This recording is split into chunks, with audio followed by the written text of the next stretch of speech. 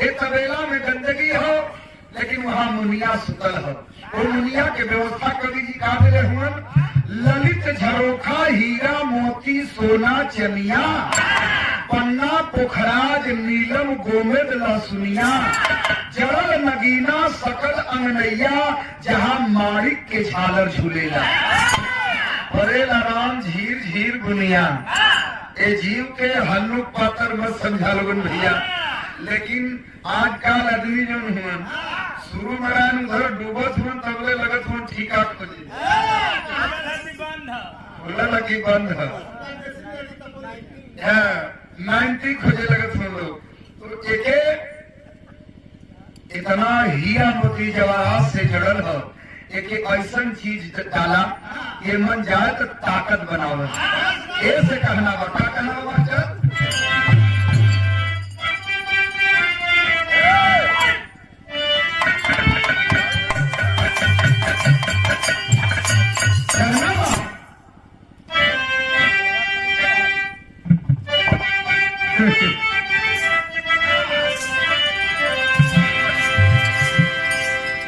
जब ठंडी में उनकी नहीं चलती है तो टोपी कौन चलती है?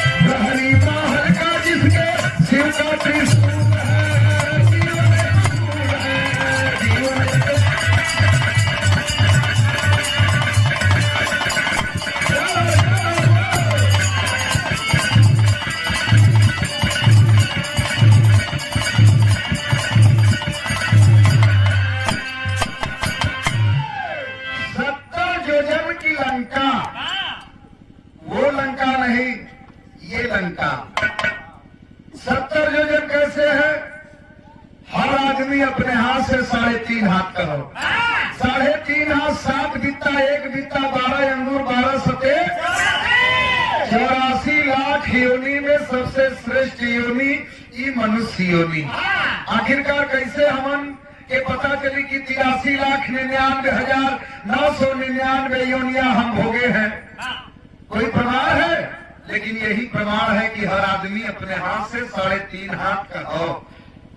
3.5 हाथ 7 बित्ता 1 बित्ता 12 अंगूर 12 सते 84 अंगूर का आदमी अपने अंगूर से है। यही प्रमाण है कि मैं इतना भोगने के बाद तब मैं यहाँ आया हूँ। अब मुझसे कोई गलती न हो और कहीं अगल बगल निगाह न जाए। सदगुरु महाराज के चरण में जा करके मैं इस दुनिया से मुक्त हो जाऊं, आवागमन से मैं मुक्त हो जाऊं। इसलिए कहना है आखिरी में क्या कहना है?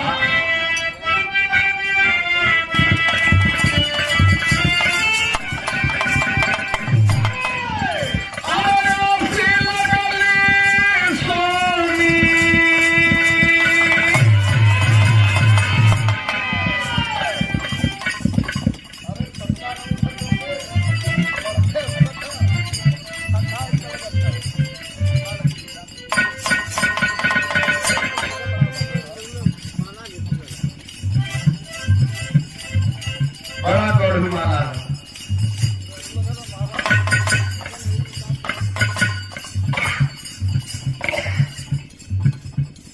बैठा राजन जी की जात हो तो कहाँ जनी भाई महारथी लोग बैठल में भाई। मास्टर कहाँ गिले? मास्टर भैया वक्त चल के खाना खिया हुआ है। अच्छा ठीक है। बैठा मास्टर भैया अब तो हमारा पुरान संगी होगा भाई। बम्बई से लेके यहाँ तक सुंदर पुष्पहार और 101 रुपए का पुरस्कार हमारे धर्म के पिताजी रामजीत बाबू, आप बाबू जी की तरफ से बहुत बहुत चरण में प्रणाम है। देखा है आगे के खेती आगे आगे, पीछे खेती कर में भागे। अब हम पीछे पड़ल रही, पीछे हमार नंबर लगल हो, जौन भेटा या तो भेट ला लोगन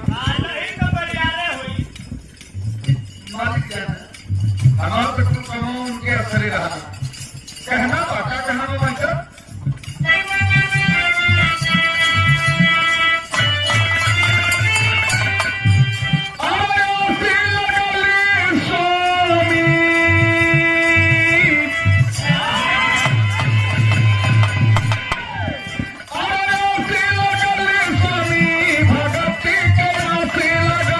स्वामी